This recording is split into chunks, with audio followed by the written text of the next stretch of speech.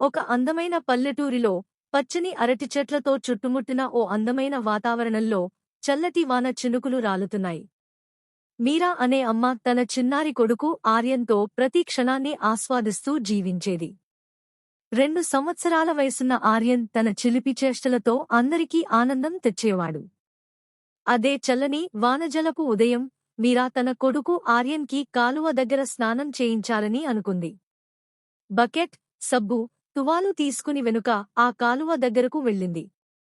ఆర్యా, రా. ఇక్కడ నీకు స్నానం చేస్తే ఎంత సరదాగా ఉంటుంది అని మీరా ఉత్సాహంగా పిలిచింది. చిన్న అడుగులతో ఆర్యన్ కాలువ దగ్గరకు వచ్చి తన చిలిపి ముఖంతో నవ్వుతూ నీటిలోకి ప్రవేశించాడు. మీరా సబ్బు రుద్దుతుండగా గాలిలో మెరిసే బుడగలు పుట్టాయి. ఆ బుడగలు రంగుల ఛాయలతో మెరుస్తూ చుట్టూ తిరుగుతుండగా ఆర్యన్ ఆశ్చర్యంగా వాటిని చూసి చిన్న చిన్న చేతులతో పట్టుకోవడానికి ప్రయత్నించాడు. మీరా చిరునవ్వుతో చెప్పింది, నీకెందుకు తెలుసా ఆర్యా? ఈ బుడగలన్నీ మన కలలలాంటివి.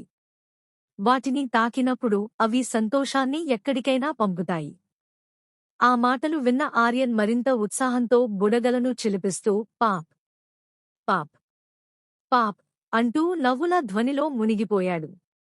వర్షం తగ్గిన తర్వాత మీరా ఆర్యన్ను నాజూకుగా తువాలులో చుట్టి దగ్గరగా పట్టుకుంది. గుర్తుపెట్టుకో ఆర్యా, ఆమె ప్రేమతో చెప్పింది, సంతోషం మన చుట్టూ ఉంటుందని. మనం చిన్న చిన్న క్షణాల్లో చూడగలగాలి. ఆ చిన్న సంఘటన ప్రేమ, ఆనందంతో నిండిన జ్ఞాపకంగా మిగిలింది.